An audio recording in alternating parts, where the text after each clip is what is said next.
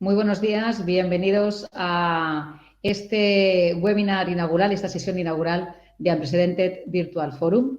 Estamos aquí simplemente para poder transmitir todo el conocimiento, toda la ciencia y todo el negocio que se está realizando estos días en sectores de economías emergentes como los que representamos en esta semana. Semana de la Ciencia, donde se dan la mano Expoquimia, EQUIPLAST y EUROSURFAS, en este Unprecedented Webinar Summit, en este foro virtual, donde realmente estamos dispuestos para poder trabajar en los tres ejes estratégicos del salón: el eje de la circularidad, el eje de la digitalización y el eje de la transferencia de tecnología.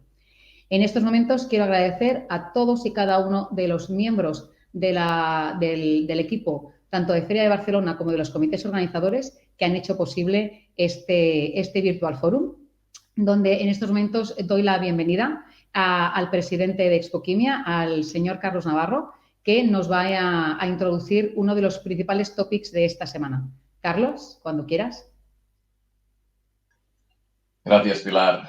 Buenos días a todos y saludos desde Expoquimia, el Encuentro Internacional de la Química de la Fira de Barcelona. Es un placer para mí poder estar aquí de nuevo en este foro digital de conocimiento y negocio que cumple su segunda etapa.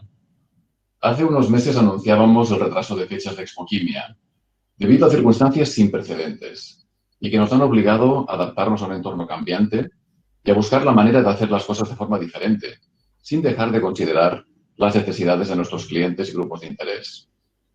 Necesidades que detectamos en su momento y que se tradujeron en los tres ejes estratégicos de los tres salones, Expoquimia, EQUIPLAST y EUROSURFAS, que protagonizan este Unprecedented Virtual Forum: sostenibilidad, digitalización y transferencia de tecnología. La fórmula perfecta para impulsar mercados industriales en momentos como los actuales, en los que las industrias se abren a procesos profundos de transformación. Momentos que nos hacen reflexionar sobre el pasado reciente, del que podemos aprender lo que ha funcionado y lo que no, y sobre el futuro. Esa ventana de incertidumbre que, bien enfocada, puede resultar hasta estimulante y motivadora.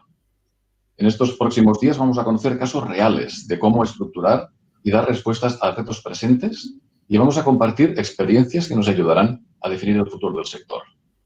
Quiero destacar en esta semana, la Semana de la Ciencia, la celebración en paralelo del Congreso Mediterráneo de Ingeniería Química, que afronta en esta edición el reto de la virtualización de sus contenidos, con el convencimiento de que el contacto entre expertos de esta disciplina resulta siempre enriquecedor, aunque se produzca a distancia. Agradecemos su tiempo y su dedicación a todos los científicos y técnicos involucrados en su desarrollo. El programa está repleto de ponencias que nos llevarán por un recorrido científico de alto nivel, abrazando todos los campos de la ingeniería química, incluyendo la perspectiva de la sostenibilidad y, por supuesto, la mejora de los procesos. Tendremos el placer de contar con expertos como Richard Bratz, del MIT, Renato Rota, del Politécnico de Milán, con Xiao Dongchen, profesor de la Suzhou University, y con Jorge Ruiz Royo, CEO de Arandipur SL, y con Ignasi Cañaveral, director del SAI de Tarragona y del Hub de Operaciones del Sur de Europa de Dow Chemical. Todos ellos nos inspirarán a través de sus charlas.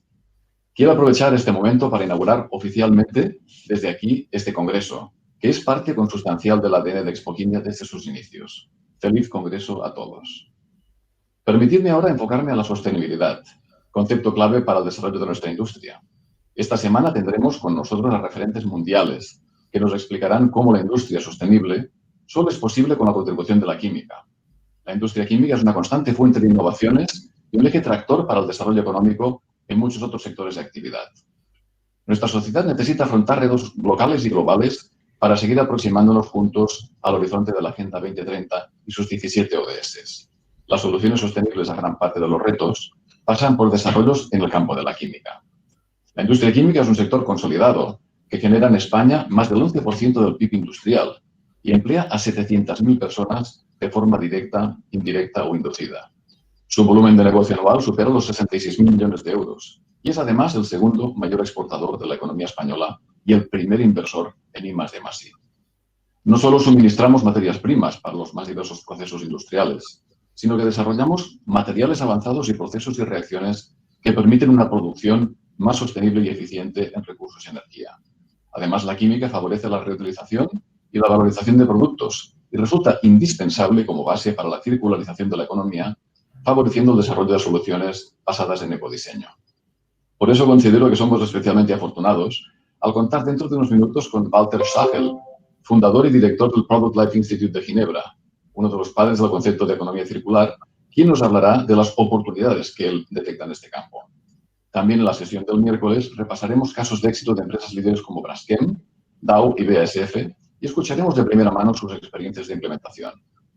Ya para finalizar, quiero agradecer su dedicación y su esfuerzo a todas las organizaciones y socios colaboradores que han hecho posible este foro. Por supuesto, una vez terminado, seguiremos trabajando juntos con la vista puesta en septiembre de 2021. Y ahora permíteme también que me dirija a nuestros visitantes internacionales. Welcome to Unprecedented Virtual Forum, our knowledge platform. We have prepared a comprehensive virtual week specially designed for you. Muchas gracias a todos. Muchísimas gracias, Carlas, por este enfoque hacia la sostenibilidad, hacia la economía circular, que es uno de los pilares estratégicos que vamos a ver realmente tanto en virtual en los próximos meses, pero también en físico, en ese septiembre de 2021, donde realmente tendremos empresas, ciencia e industria en acción. Muchísimas gracias. Y ahora doy la palabra al presidente de EQUIPLAST, al señor Berroguele, que nos hablará sobre el segundo eje estratégico que estamos en estos momentos desarrollando, que es el eje de digitalización. Ber. Pilar, encantado de volver a verte. Igualmente. Buenos días a todos. Es un placer poder saludar desde EQUIPLAST. EQUIPLAST, el encuentro del plástico y del caucho. Y es un honor para mí poder estar de nuevo aquí, como ya estuvimos en el mes de junio, junto a mis colegas en este foro de conocimiento y negocio. Desde EQUIPLAST estamos afrontando un nuevo mercado lleno de oportunidades para el sector. Y es lo que este foro de facto pretende: dialogar, compartir las experiencias de un momento que no tiene unos precedentes establecidos, ya que nos hace enfrentarnos a un nuevo mundo, ¿no? Un entorno nuevo donde se ha demostrado que los plásticos, su proceso, su vida y su desarrollo futuro son claves para el desarrollo de esta sociedad y de la economía. Si recordamos hace unos meses y ahora mismo la situación de emergencia sanitaria, ¿qué hubiese sido sin los plásticos, ¿no? ¿Qué hubiese sido sin ella y sin nuestro sector? Seguramente estaríamos hablando de un impacto mayor del que en la actual estamos sufriendo, incluso padeciendo. Y como bien anunciaba Carlas, hace unos meses el COVID nos obligó a posponer EQUIPLAST. En este tiempo hemos estado, no obstante, trabajando al lado del sector para poder remarcar y consolidar el papel de los plásticos en el momento actual del mercado. Los plásticos, como todos sabemos, son versátiles, son elementos ligeros, resistentes, seguros. Y yo creo que ningún material combina estas características y gracias a ellos podemos vivir más y mejor. Son, de facto, la mejor alternativa contra el cambio climático. Si fuera posible sustituir todos los plásticos del mundo por otro material, pues emplearíamos, Pilar, casi 4 veces más en materia prima, más del doble de energía, y generaríamos casi el triple de emisiones para los mismos productos durante su vida útil. Yo creo que sin plásticos retrocederíamos pues, unos 100 años y sería insostenible para nuestro planeta. Los residuos plásticos son un recurso muy valioso en sí mismo. Cada año que pasa, los productos plásticos que empleamos contienen cada vez un porcentaje mayor de material reciclado. En España, si no recuerdo mal, reciclamos más de 1 millón de toneladas de plástico al año, más de 1 millón. Somos el segundo país europeo que más cantidad de residuos plásticos recicló en los últimos años. Además, los polímeros, Pilar, lideran la innovación, entre otros, en el campo de la medicina y no solamente en tiempos de pandemia. El plástico ha sido y es una pieza fundamental en numerosos avances médicos y son muchos los investigadores que tienen depositadas en ellos sus esperanzas. En la actualidad, la reutilización y el reciclaje y el uso de material reciclado son palancas clave, entiendo yo, para el desarrollo de un futuro más circular y sostenible, que han sido identificados como prioritarias en la estrategia de la Comisión Europea. Por ello, el reciclado se posiciona como una tecnología de gran proyección para poder cumplir con los ambiciosos objetivos fijados y marcados por la Unión Europea.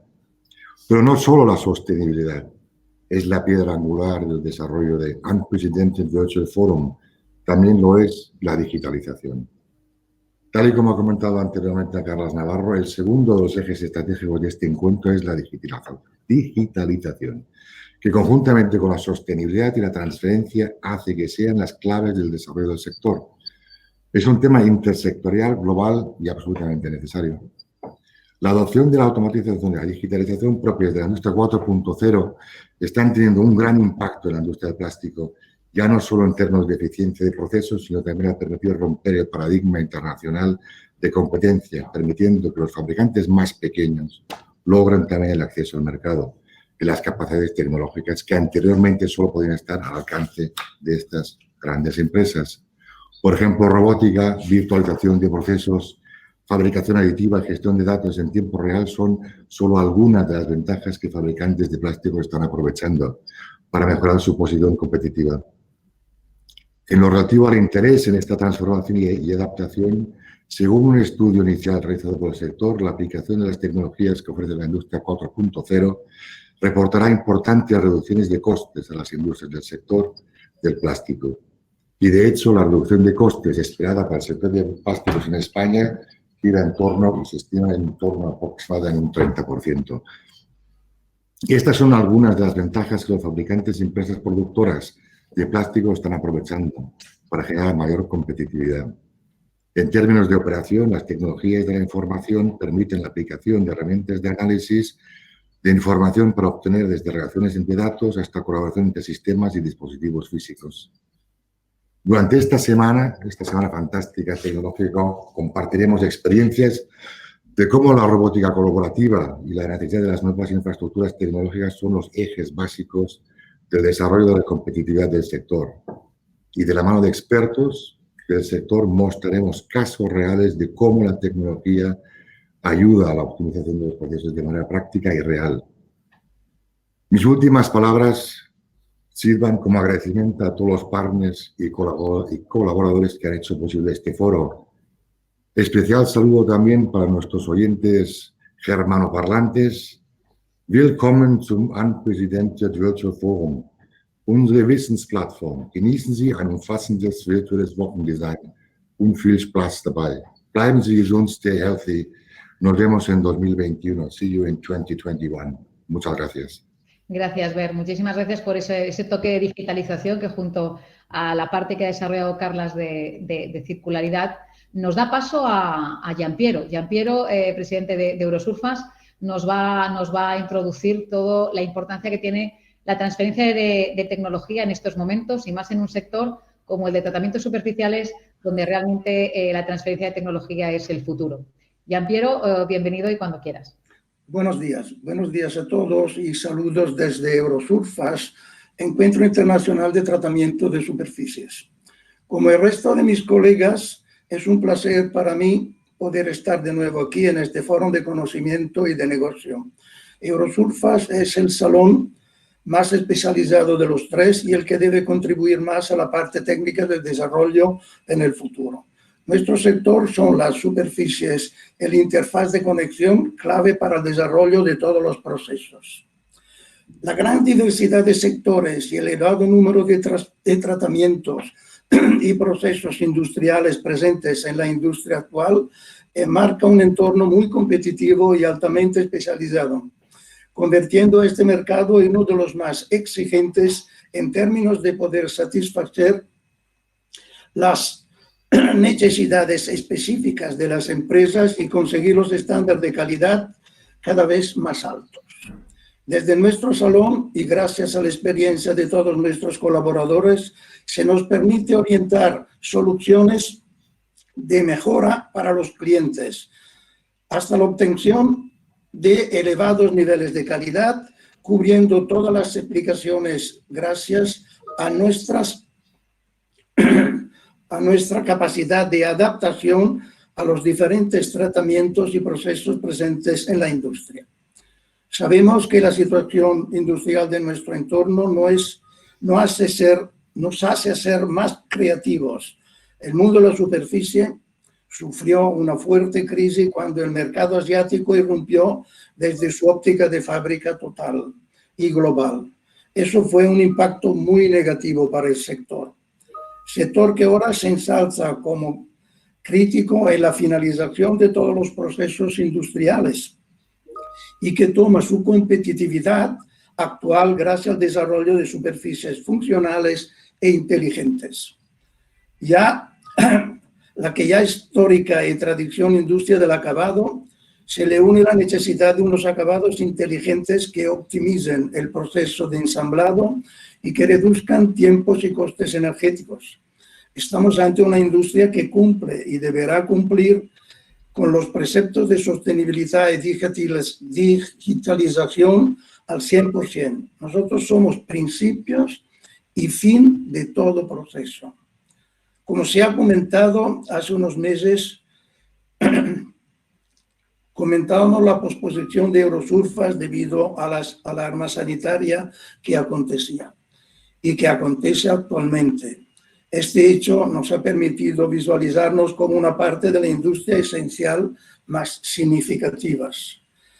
En algunos momentos de la historia éramos una industria invisible. Ahora más que nunca somos visibles e imprescindibles. Tal como ha anunciado Carlas y siguiendo la exposición de Bern, el tercer de los ejes estratégicos de este encuentro es la transferencia de tecnología, que conjuntamente con la sostenibilidad y la digitalización hace que sea la clave de desarrollo del sector. Es un tema insectorial, global y vital. Muchas veces buscamos las soluciones fuera de nuestras fronteras, idea revolucionaria que permitan hacer crecer y transformar nuestro negocio.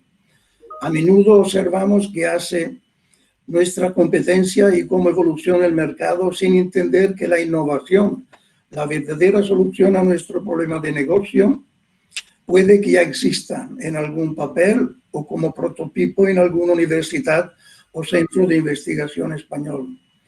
Somos los últimos datos. Según los últimos datos en España, hay más de 150.000 personas dedicadas a actividades de investigación científica y desarrollo tecnológico.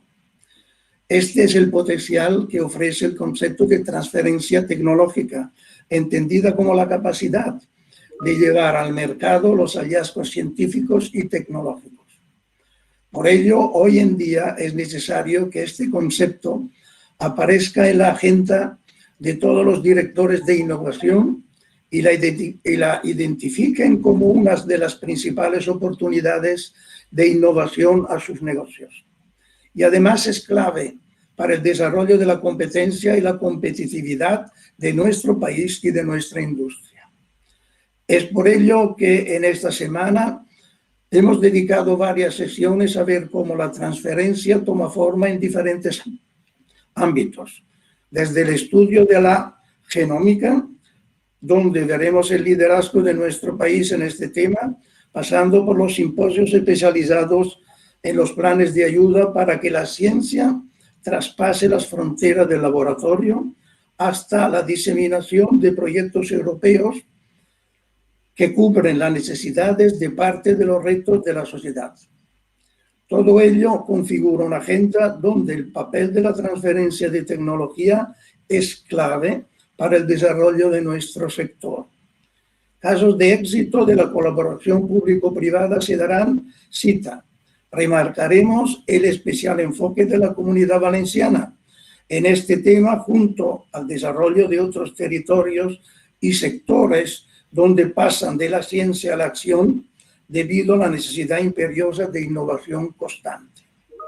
Agradecer a todos los colectivos que han hecho posible este foro, su tiempo y su dedicación. Benvenuti al Unprecedented Virtual Forum, la nostra piattaforma della conoscenza. Approfittate di queste presentazioni durante la settimana virtuale che sono state preparate appositamente per voi. Desde la presidencia del Salón, mi más sincero reconocimiento. Nos vemos pronto en septiembre de 2021. Buenos días a todos y gracias. Muchas gracias, Gianpiero. Hemos hecho un recorrido por los 3 ejes estratégicos del Salón, hemos hecho un recorrido por esos 3 pilares fundamentales que vamos a ver durante la semana. Carlas Navarro, presidente de Expoquimia, muchísimas gracias por las palabras y por el enfoque en economía circular. Berro Guele, gracias por ese enfoque en digitalización y optimización de procesos, súper clave en estos momentos, y por esa defensa del plástico, que sin él seríamos no seríamos lo que somos ahora. Giampiero, con ese enfoque totalmente hacia las nuevas superficies inteligentes que vienen de la mano de la transferencia de lo que es tecnología. Muchas gracias a los tres por este enfoque. Y sin más precedentes, vamos a por el plato fuerte de la jornada. Plato fuerte de la jornada que vendrá presentado por Maite Ardebul, que es Sustainable Circular Economy and Sustainable Lead de Acció. Maite, cuando quieras, ya puedes empezar con tu introducción a una jornada que está repleta de conocimiento. Gracias, Maite. Gracias, Pilar, for having Acció here today. It's a pleasure to be part of this circular economy track that gathers one of the key sectors to make transition to circular economy a reality.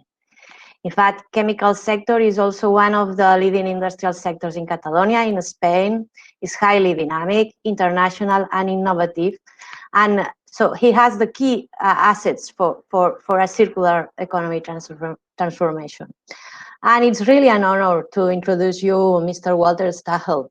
He's the father of circular economy and economy in loops. Their research for almost 20 years is absolutely fundamental in the development of this vision, of this alternative economic model. He was pioneer sketching the vision for circular economy and its impact on job creation and economic competitiveness. In their 1976 research report to the European Commission, about the potential for substituting manpower for energy, for example. And also, his research and book on the performance economy also anticipates on how exponential digital technology revolution is a great opportunity for this economy that sells function, service instead of goods or products. And his latest books, The Circular Economy, a User Guide, that sum up all this work and explore the circular economy under two major visions: the era of reuse, remanufacture, and repair, and the era of depolymerize, debonding, dealloy, or in other words, the era of management of stocks of molecules, what sure is relevant for the audience of this session. And again, Mr. Stahel, it's a pleasure to have you with us. And the screen is yours. Thank you very much, Maite Ardebol. So I shall show you a couple of slides. Just have to find my way into the...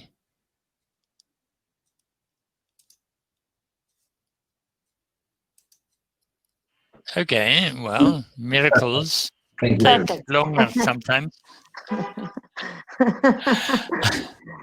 True. Okay, so sorry about that. I'm going to talk about circular economy opportunities, especially for the chemical industries. But let's start with the origins of circularity was, of course, nature and poverty, scarcity, good husbandry, and then infrastructure. Roman aqueducts have lasted for 2,000 years.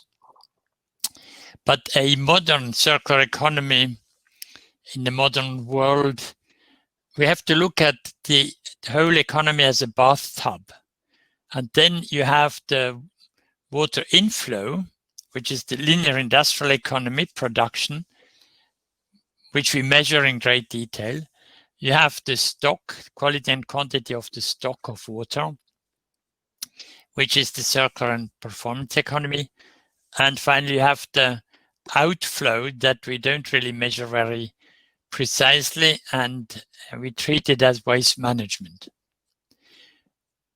So we have basically two industrial economy models. One is the linear manufacturing economy, but that ends in waste, and the waste is managed by states. And at the bottom, you have performance economy that covers the whole spectrum, and you have the circular economy that covers the use of products and materials. a big difference between the linear economy and the circular economy is the point of sale, because the circular economy has no point of sale, so you don't see it. So all the lovely things you see on this slide are part of the linear industrial economy, but they are not part of the circular economy. A second difference is depreciated value. In the linear economy, so if you smash up something that is more than 100 years old, it has been depreciated a long time ago, which means it has, economically speaking, no value. Whereas in the circular economy, it's the use value or functional value that is, of course, for the statue still there. So the circular economy is about stocks. And we are here especially looking at manufactured capital, materials, and objects. The circular economy is about economics, innovation, and competitiveness. And I'll take you through these, at least the first 4 or 5 of these items here. But the origin of the circular economy, the industrial circular economy, goes back to my study in 1976 that used this slide here, because there is basically 2 domains. One is the reuse of objects, and the other one through repair, reuse, remanufacture, and the other one is the reuse of base materials, or a recycling loop. And the 2 are separated by the profit barrier.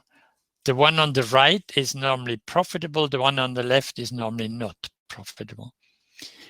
But in a forward-looking, the view of a mature circular industrial economy in the future, you will see has the same two main domains. One is product use, the circular user economy, maintaining value and utility. The other one is the area of D, which is the end of life products that need to be turned into new resources as good as new. Why is the circular economy important? This is a study done on half a dozen European countries, and in every case, the analysis showed that a transfer to a circular economy will reduce greenhouse gases by 66%, create about 4% additional jobs, and have a positive trade balance. So the main thing is the societal benefits. And this is the driver of the circular economy, why the European Union now is adopting it as main strategy. But let's first look at the area of R, which Maite has already mentioned. And the important thing is here, the owner users of the objects, you and me, are in control to maintain the value and utility of stocks by extending service life with, again, the result that has already been shown in the study before. The area of R is easy because ownership, value, and liability are in one hand. And so therefore, managing it is open to everybody. One of the reasons why I always stress the shift to a circular economy, it creates local skilled jobs. And this is my now 51-year-old Toyota when it was 30 years old. And you can see that the longer you use a product, the more the expenses shift from the factory to local labor. And so it's creating local jobs. The area of R in chemistry, why you should be interested. It opens new opportunities for innovative chemicals to optimize the use phase of the stock of objects. You have several examples here. Buildings, maintenance and cleaning, equipment remanufacture, innovative repairs. Let's look at these. Spino is the world leader in rail grinding, which is in situ remanufacturing of rail heads instead of replacing the rails. The quality of the ground rails is 10 times better than a new rail at half the cost. But one of the key things, obviously, is the grinding stones, because these are the wearing elements, and without that, the whole thing doesn't work. Why remanufacturing of trains, for example, makes sense? You can see that the cost is 87% cheaper than to buy an equivalent new train, and the resource savings and the CO2 emission savings are all given here. You will get the slides afterwards, I suppose, so don't have to panic when you can't read everything. And this is done locally. And it needs, of course, special chemicals for taking it apart, cleaning the structure and rebuilding it. Circular society is something that is very regional or local. In Japan, they use the golden sewing, which is a glue with gold in it that you see on the right. And that makes the broken object that is now repaired much more vulnerable, much more unique than the not broken objects. And again, who takes the decisions in this area of R? It's you, the owner user. The area of D is a legacy from the Anthropocene. It's to maintain the value and purity of elements, atoms, molecules, by recovering pure molecules. So we need technologies to depolymerize. We have some there. Dealloy, delaminate. You have the whole list. And this implies non-mixed collection methods, disassembly and non-destructive maximum value recovery processes, and then, of course, technologies to recover the atoms. So the objective is to maintain the value and purity of materials. Now, if you look, this is a Swedish study. If you look at the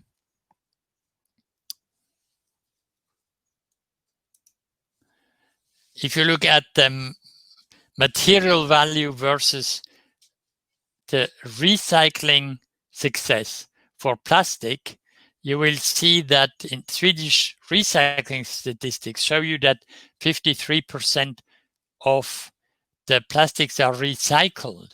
But if you look at the value retained, it's only 8%. So of the original value. So it may be efficient as a waste management strategy. It's not efficient in a circular economy. So the area of D has the problem that ownership is clear, but value and liability are not. Chemistry is a child of the Anthropocene, basically after World War II, when these applications exploded.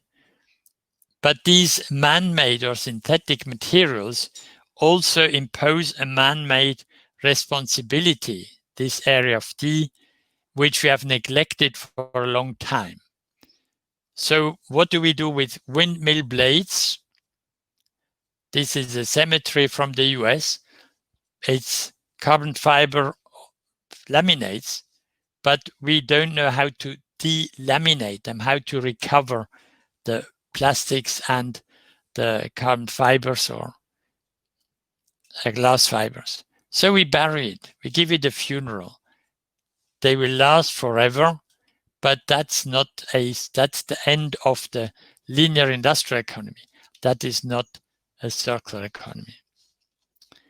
In recycling, we are very proud if we recycle for aluminum cans 50% or even 75% in some cases, or 90%.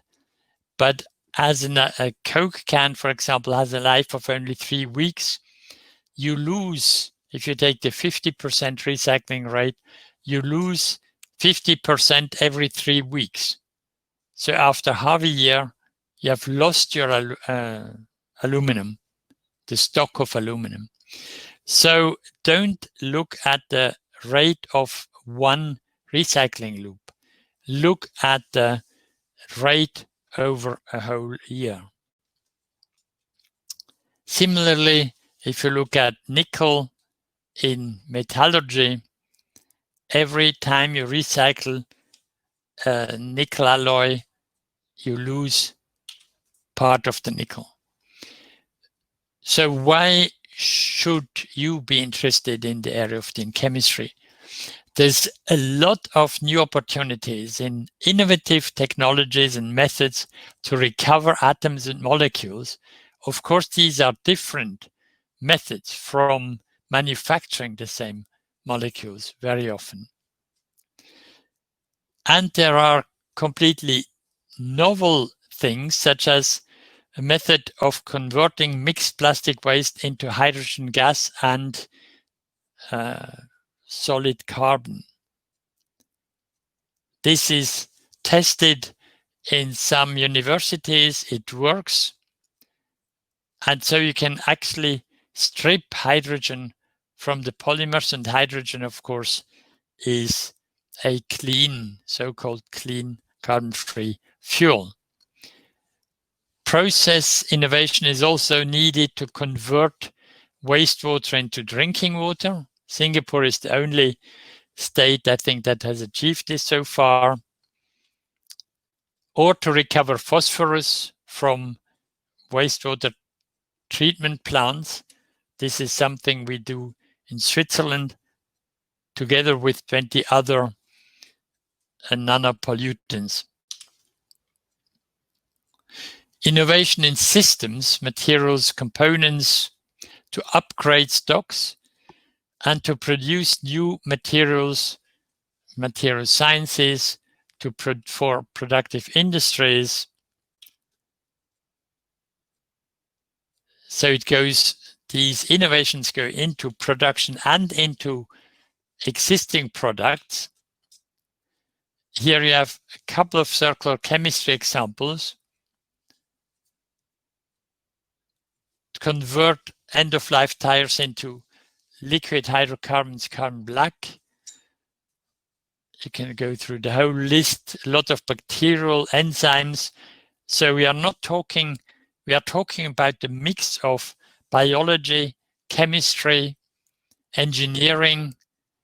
We need new brains that are no longer experts only in chemistry to develop the new chemistry.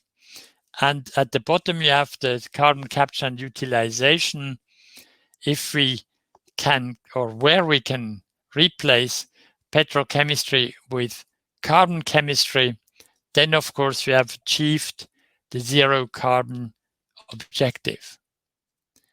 This is one PDK, this is one intelligent plastic designed for chemical circularity that will go round and round as long as we recover, of course, the polymer. Circular energy examples. Think of green hydrogen made from green energy, ammonium, iron powder, geothermal, concepts such as integrated energy management systems. There are a lot of opportunities that are all being researched, and the political power is that Japan, Norway, Shell have already started switching or have already switched to green hydrogen. Germany and the EU want to follow suit. So these things are happening. Circular metallurgy examples is not really linked to chemistry, but it's also interesting that even metallurgy starts to follow completely new tracks. For example, to use iron powder as a new circular fuel. This has started last week in the Netherlands, and it works. Never thought about iron power as a clean and wasteless energy, did you? So spreading the knowledge of the circular economy to classrooms and boardrooms, parliaments is key, because it's only once everybody is familiar with this that it will really move. Policy challenges include taxation, include a full producer liability. So even as a chemical company, you may become liable for what you have produced. And here the big driver is the public procurement starts to prefer circular economy to new products. So innovative policymaking is closing, among other things, closing this liability loop, returning objects and materials to the producer. But circular economy is also part of a new trend of intelligent decentralization. Microbreweries and microbakeries, microcredit, micro insurance and farming. But let's look at the additive manufacturing, local energy production, medicine on demand is one that is probably not very well known. This was in Nature a couple of months ago. It's basically miniature production facilities that fit into a briefcase. Just a short publicity, that's the Spanish book, and that's the English book that Maite mentioned. But now performance economy, where again the owner managers are in control. In other words, owner value and liability are in one hand.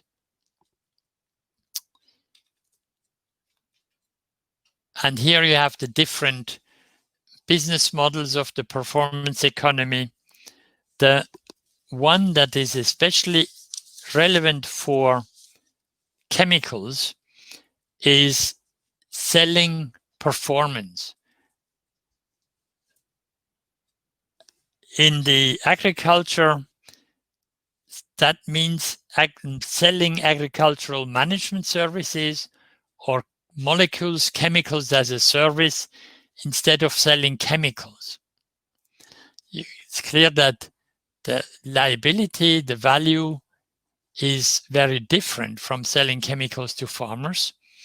But one of the advantages, you can do more with less, and you have a toxic release inventory. You know where things have been spent. Selling performance is also starting for expensive pharmaceuticals, for example, used in oncology. I think Novartis, without naming anybody, is one of the companies that now for the very expensive medication, reimburses the client if the treating doctor, medical doctor, realizes that the medication did not provide the promised result. So the performance economy will, even in chemicals, I think, become more and more important. It's pushed, rent the molecule is pushed by UNIDO in Africa, because not only the application of the chemicals is more intelligent, but also the spent chemicals and all the containers, the packaging, have to be returned to the manufacturer. Because one of the big health problems in Africa is that people use these containers from toxic chemicals afterwards to store drinking water. And selling materials as a service opens completely new avenues, such as this reusable composite powder developed by the UK Cookson Group, that is an extremely powerful permanent magnet. It can be pressed into any form, and it can be ground, and you get back the powder and can remix it for next use. But of course, the manufacturer wants to keep control. He wants to harvest the benefits from this, and he will not sell it. He will only lease it to component manufacturers, such as battery or electric motor manufacturers. Molecules as a service comes on and off for solvents. SafeChem, for example, division of Dow. Lubrication oils, Castrol division of BP has tried it. It works, but it always enters into conflict with the linear industrial economy. Then there are business models beyond catalytic chemicals. License to mine, metal leasing, is something that would completely revolutionize the mining industry and the way we use metals, mostly in this case. Now, if you think this is revolutionary, you have forgotten to read Aristotle, because he said real wealth is based on use, not ownership. So the circular economy puts the use of materials and objects in the center of the economy. And to summarize, I talked about the era of R, as in reuse, repair, product use, the area of D, delinking materials to recover atoms and molecules as pure as new, and then the innovative new materials, component systems, where I've only been able to give you a few examples, because a lot of the innovations are happening in universities and in companies. And of course, it's really about competitiveness. Innovation to be number one, to be more competitive. So you not always can cite or give the details. Thank you very much for listening.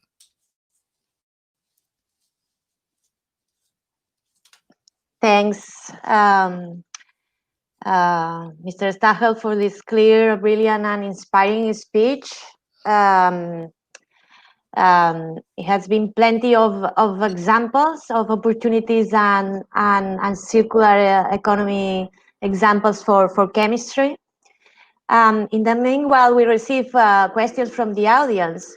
I would like to pose the first one.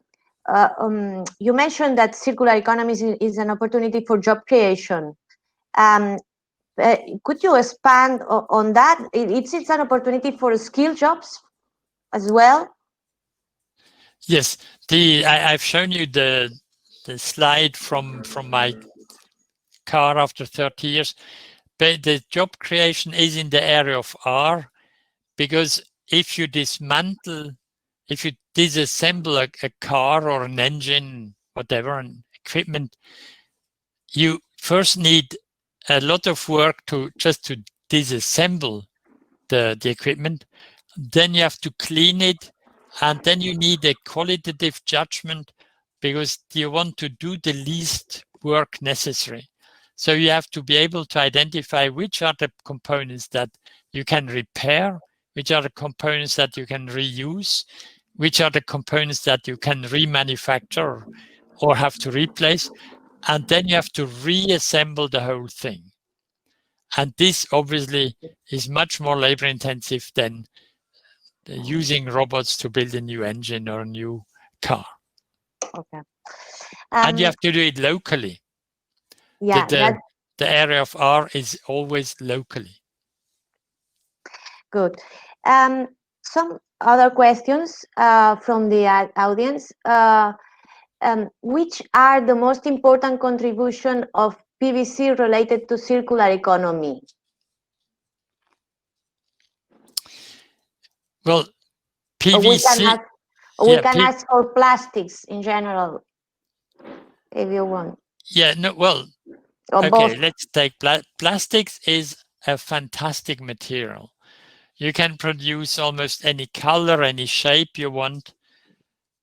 But plastic is a man-made material. It's not compatible with nature. Nature doesn't know what to do with it.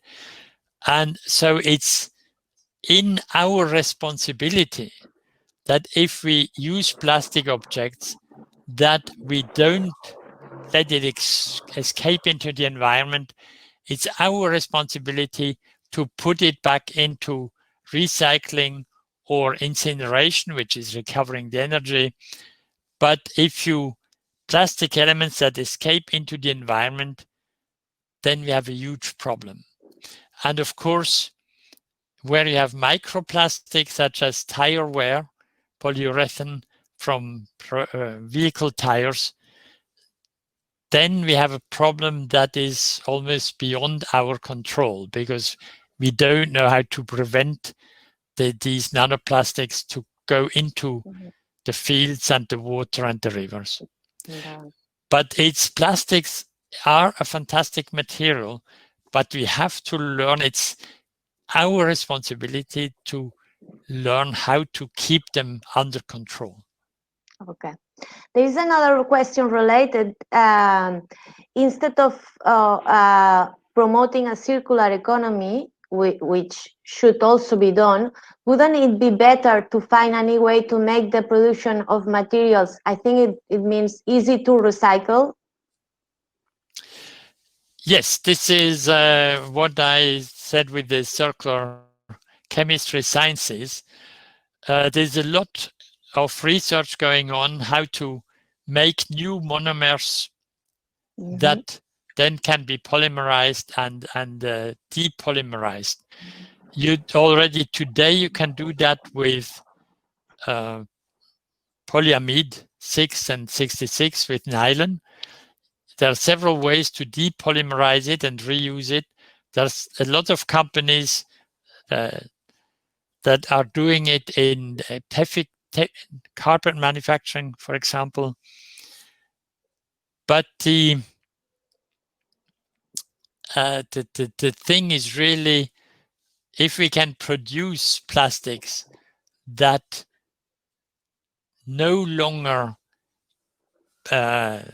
become waste, but that really can be, or otherwise that can be, we also have to learn what to do with the legacy waste of used plastics today, the mixed plastic waste, and this process I mentioned of transforming it into hydrogen and carbon black. I think that is a very promising road, because then it makes the collection and cleaning almost superfluous. The cleaning superfluous, but the collection much easier. Yeah, it's a really an incredible opportunity. And related to this last one about depolymerization, there's a question that is asking that the technology is efficient from the energy point of view. This converting, for example, the mix of plastic in hydrogen. Is there is a risk to spend too much energy in the process? I don't think so, because it's new processes. So you don't very often use enzymes. You use all kind of novel things, and you don't go through the traditional chemical processes. Okay. And that's one reason. And the other reason, of course, this is a very novel thing. And as always, in the beginning, we are very inefficient. And by doing it, then we learn how to improve it and become better and better. So you have to be very careful if you compare a process that has existed for 100 years with a process that is 1 year old, because their efficiencies cannot be compared. Yeah, so you need a bit of patience. Good. I would like to pose another questions regarding why performance economy delivers more value to companies, but mainly what are the challenges for business as also for the chemical industry to put into practice? You mentioned, for example, that it's necessary a new way of taxation of renewable resources. You mentioned also about liability and risk and management, this liability. So could you expand on that a little bit? Yes, the performance economy maintains ownership, and which means that automatically you will recycle, reuse, polymerize, or you will use all the tricks to make the materials you have last for the longest period of time. And that means you save transaction costs because there is no change in ownership, and you save the cost of proving every time that there is no child labor involved, there is no conflict minerals involved, because it's your material. And so the stronger or the stricter these legislation gets to prove that you are not harming the environment or violating human rights, the cheaper it gets to stick to the materials you have and reuse them.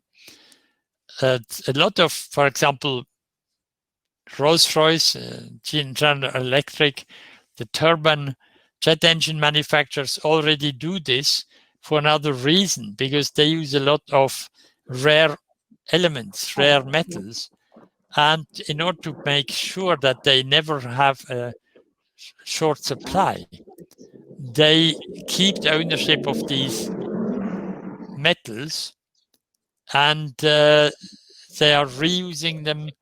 So they use recycling as a service, but the important thing is really, as long as you maintain ownership and liability, you also get the benefits for maintaining the value. Okay. Another question will be related, well, you have put many examples of opportunities for chemical sectors, and examples that are put us in another vision of the future. But in this sense, what could be new innovation fields for chemical sector that could make a greater contribution to circular economy? You mentioned plastics to energy. There is another field that could also help us. I think the the biggest, but that's mostly done now in universities, is the carbon capture and utilization. So because then we take the carbon, the CO2 emissions out of the atmosphere or out of chimney flues from power stations, and we reduce the CO2 emissions, and then we use the CO2 to produce carbon black, to produce different chemicals. That's something that is at the very beginning, but there is a lot of the top universities, MIT, ETH Zurich, are in this CCU consortium. And there's always, for any researcher, the top is always the Nobel Prize. And whoever can solve this kind of problem is almost assured to get a Nobel Prize. So there, it's not the money, it's not the, it's really what drives researchers is to be the first to fundamentally solve a problem. There is a question related with that. There's another question. Do you see, from the audience, do you see a prospect in CO2 recycling technologies in European industry? Well, I think you have already answered. Do you believe that it will be shorter, the time that we could see that research in practice? It's already being done in. Normally, it's startup companies that are linked to big universities. Again, the Swiss Federal Institute of Technology in Zurich, ETH Zurich, is one that already has, I think, half a dozen startups. It's done, but it's done on a pilot basis. So the thing is now to scale it up to industrial. But it can be done, it makes sense. And of course, as soon as we really get the carbon tax, then by doing that, you get basically a subsidy from the state, from this carbon tax. You have the so even if the process is not in itself financially viable, but you get money for taking CO2 out of the atmosphere. So you have also the economic motivation. So, what is needed to change to have circular economy in practice at global scale? Because it's not the same, the reality that we live in industrialized countries that in the countries that are developing. So what are your thoughts about that? Well, in many less developed regions, people already live in a circular economy. But as I said in the beginning, it's a circular economy of scarcity, of poverty. And so the problem is in the societies of affluence, in highly developed industrialized countries, we need to develop the motivation, find the behavioral sciences. How can we motivate people not to consume? Because in a society of affluence, by definition, you basically have already everything you need. You just have to make the things that you have, make them last, and learn to love them. Because anything that you have any object that you have a personal relationship with, as my car, or I have a 60-year-old wristwatch and things like this, you don't throw away, you don't replace it, even if a new one comes out and is in publicity, tells you this is the latest thing. No, I have a car, I don't need a new car, thank you, or a new watch. So it's really a mental problem. The owner user has to learn to appreciate what he has and enjoy the use of it, and then take care of the belongings, have them repaired, or give them away to somebody if you don't need them anymore. It's in our mind. It's not the technology. It's in our behavior and our minds. Okay. There is another question regarding to petrochemicals from the audience. What is better approach, to get drop in chemicals or dedicated products as biolubricants, bioadditives, etc.? Well, the whole biomethane, for example, in energy, or bioplastics, we just have to be careful. There are also some plastics have been developed that disintegrate after a certain time. We have to be very careful that, for example, for sterile equipment in hospitals, that we use plastics that guarantee that even after 10 years, these equipment, these instruments are still sterile. So I think there is different applications for different plastics, and there will always be the traditional plastics will always have a place.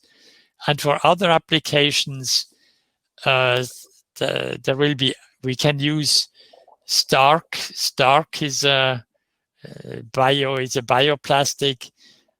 Again, there are many of these things are on the market, but don't forget that if you have a diverse production, you lose the economy of scale. And so therefore, what industry hates most is to suddenly have products that get more expensive. And so therefore, it's easier to produce huge volumes of one type of material than 100 small volumes of 100 different materials. And I think this is, in the end, it's, as I said, it's about innovation, about competitiveness and economics. Circular economy is about economics. And we have to find solutions that are economically viable. Otherwise, they don't survive. That will be the main incentive to change. So let me ask you a final questions. Are you optimistic about the future?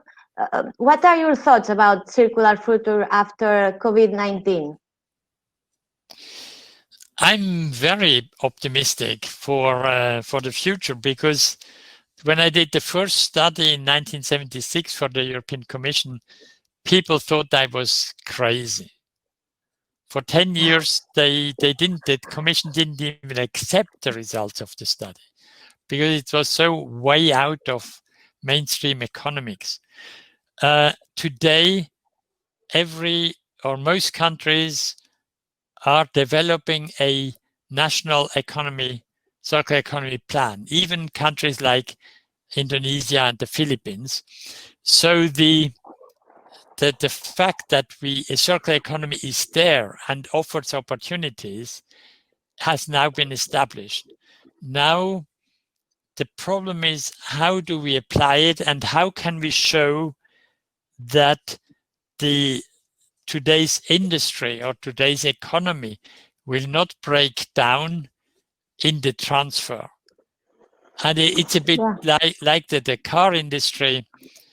If we move to electric mobility, we know that the whole industry of producing combustion engines is doomed, and huge investments.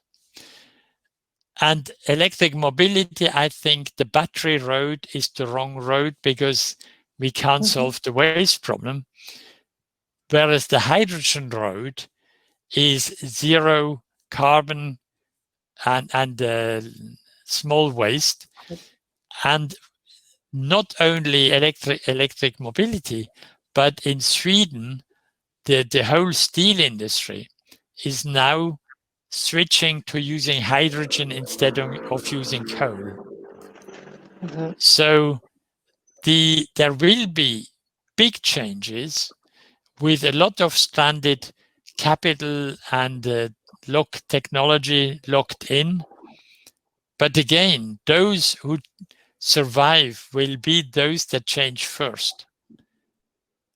And I keep telling people, if you want to look to be still present as a company in 50 years' time, the circular economy will still be there in 50 years' time. The linear industrial economy will probably have disappeared.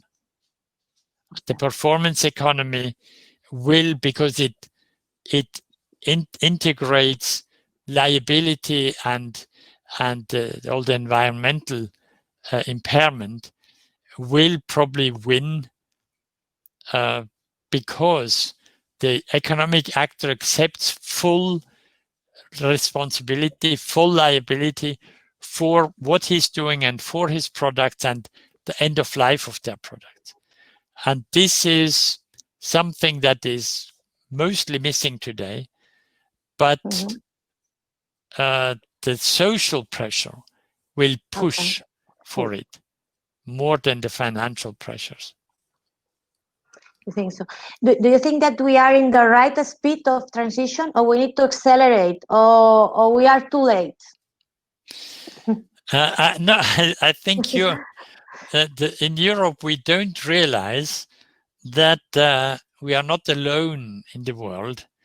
And China, for example, has in its economic development plan 5 pillars. And one of these pillars is remanufacturing. In the United States, industrial remanufacturing has existed for the last 50 years. Actually, Pearl Harbor was the first example when they realized that if you can't rebuild new ships, then at least you can remanufacture the sunken ships. And in Europe, we still don't really. There are some examples. There's SKF, the ball bearings, the bearings industry. They take back, but in remanufacturing, the missing link at the moment is the people who have the end-of-life goods don't know how to give them back, and the people who are doing the remanufacturing very often don't know where to find the cores, where to find the used elements. So we have to develop a market for many of these applications of the circular economy. Okay. So, and imagine that, for example, digital technologies could help on that. For example, yes. 3D printing for spare parts with appropriate material can be a solution to spread remanufacturing, or to easier repairing and remanufacturing, for example. Yes, all this, what I call the intelligent decentralization, robots, the 3D printing, and of course data banks, data exchanges, digital markets, all these things are not yet widely used in the circular economy, but except the remanufacturing of IT hardware. But again, there's a lot of young people, hungry young people out there that are looking for a start, how to do a startup, where can I get a market, where can I do something. And I think these young people that are very often no longer formed in only one discipline, but have a much broader education and experience, I think the young people will save the world, not people like me. Good. We have run out of time. We need to close the session.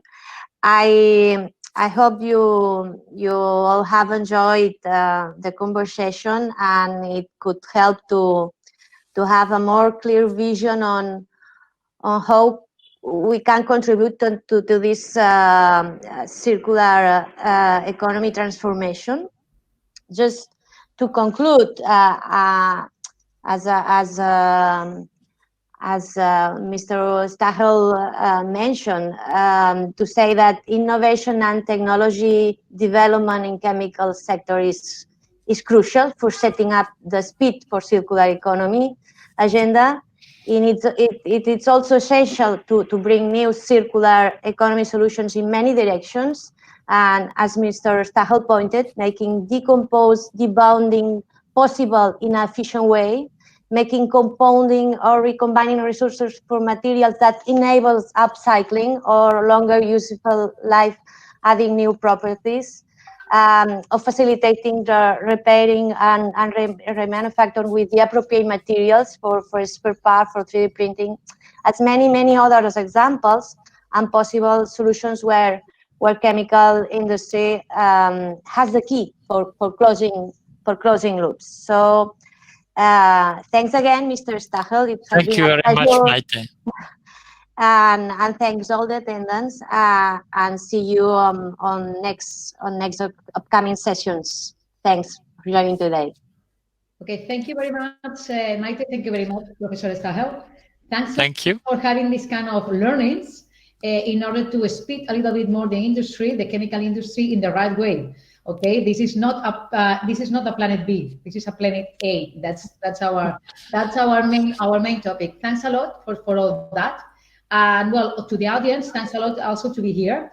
And when I change to language right now, muchas gracias a todos por participar, por estar aquí. Gracias a los presidentes por haber hecho esta sesión inaugural, a Maite y al profesor Stahel por sus conocimientos sobre uno de los ejes más importantes de este Unprecedented Virtual Forum, que es el eje de la circularidad, de la Circular Economy. Y nada, os esperamos, os animamos en las siguientes sesiones. Tenemos una semana llena de conocimiento, de transferencia, de tecnología. En breve, en media hora, tenemos la presentación del estudio de genómica por parte también de los compañeros de Axio, dando nuevas posibilidades, dando nuevas pistas a este desarrollo, un desarrollo, como comentaba el profesor Stahel, que es totalmente circular porque es totalmente integral. Con lo cual, bienvenidos a esta íntegra semana para que realmente aprendamos todos. Muchísimas gracias por todos. Nos vemos en breve. Thank you.